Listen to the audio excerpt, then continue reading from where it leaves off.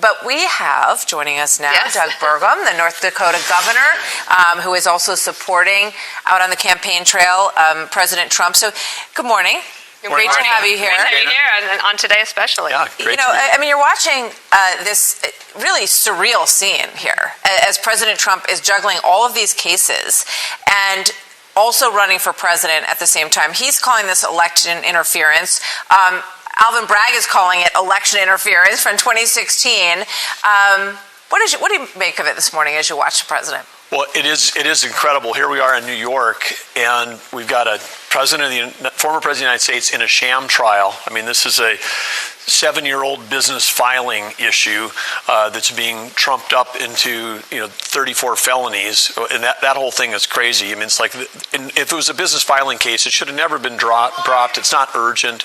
It's clearly an election interference, and the idea that they can take something that would normally in business be a misdemeanor and turn it into 34 felonies, it's like someone was alleged for jaywalking, but every step you take is a felony.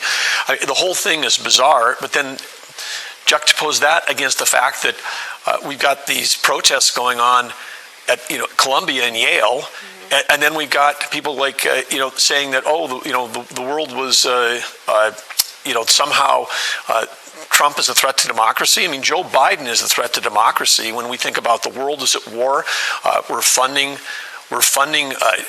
terrorism.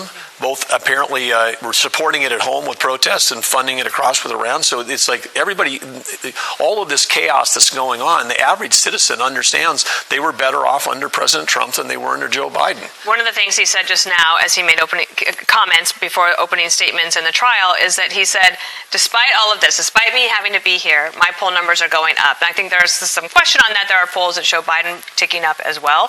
But here was President Trump at trying to do a rally on the weekends when he's able to travel to a battleground state in North Carolina. Unfortunately, there was bad weather. Listen to him here. Ladies and gentlemen, this is Donald Trump, your favorite president of all time, hopefully.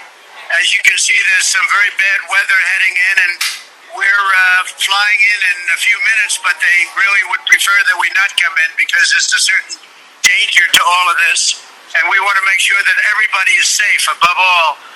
And one of the things I thought of is you can't buy a break, right? With the weather, it was bad in a lot of different places this week. But as you are listening around, I know you're a supporter of his now. What do you hear from people out there about him being stuck here when he should be campaigning in those battleground states?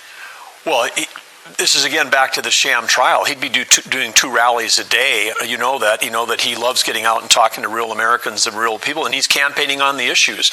And one of the reasons why this is election interference is because when President Trump campaigns, he talks about inflation, he talks about the border, he talks about public safety, he talks about stopping the wars and stopping the killing. These are the issues that are matter to the voters.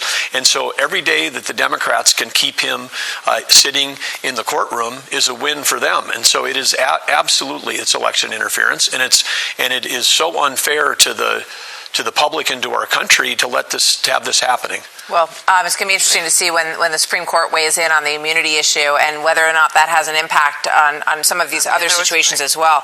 But I want to ask you about the third-party issue because Dana just mentioned the latest polling, and let's put up the headline poll here, which is Trump versus Biden. This is a new NBC poll, has Trump up 2 in the head-to-head, but in the 5-way race, which includes Kennedy, Jill Stein, and Cornel West, Biden is ahead by 2 points. There's been a lot of discussion over who Kennedy helps or hurts, and we're seeing mixed bag in the swing state polls with regard to that. What do you think about him in this race as a factor? Well, I think if you have a Kennedy on the ballot, America is going to understand that a Kennedy on the ballot's a Democrat, and this is a Green New Deal loving candidate in terms of Kennedy, and it's also in terms of he likes taxes. And so if he gets on the ballot and he's in the race, that's a win for President Trump for sure, because you got two Democrats, Biden and Kennedy, that'll be splitting the vote. And with Kennedy, I know that young people somehow the under 30 numbers look like they're going towards him, but that's where Joe Biden's trying to hang on to those votes, and those under 30, a lot of those are shifting over to President Trump.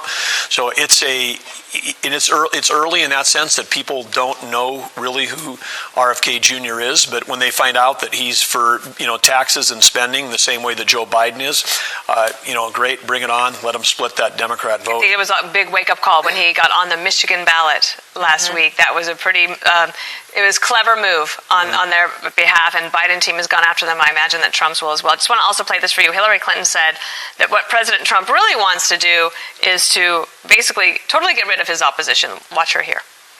Trump was like, just gaga over Putin because Putin does what he would like to do: kill his opposition, imprison his opposition, drive, journalists and others into exile, rule without any check or balance. That's what Trump really wants. What do you think of her on the campaign trail for Biden? Oh, I think this is the height of hypocrisy. I mean, wow. I mean, really? I mean, the folks that thought that the 2016 election was stolen, I mean, the original election deniers are out there trying to make a case that somehow we're safer under Biden. Under Joe Biden, the high cost of Joe Biden's weakness is coming home to roost in all of these bills we're having to pass right now, whether it's Ukraine, Israel, Taiwan. I mean, Joe Biden's weakness, starting with Afghanistan, is costing world peace. It's leading us towards World War III. And then she's saying that somehow, we're less safe. President Trump, the world clearly was safer under President Trump. We weren't at war. We had inflation under control. I mean, it's a crazy false argument, and American people are going to see right through it. Right.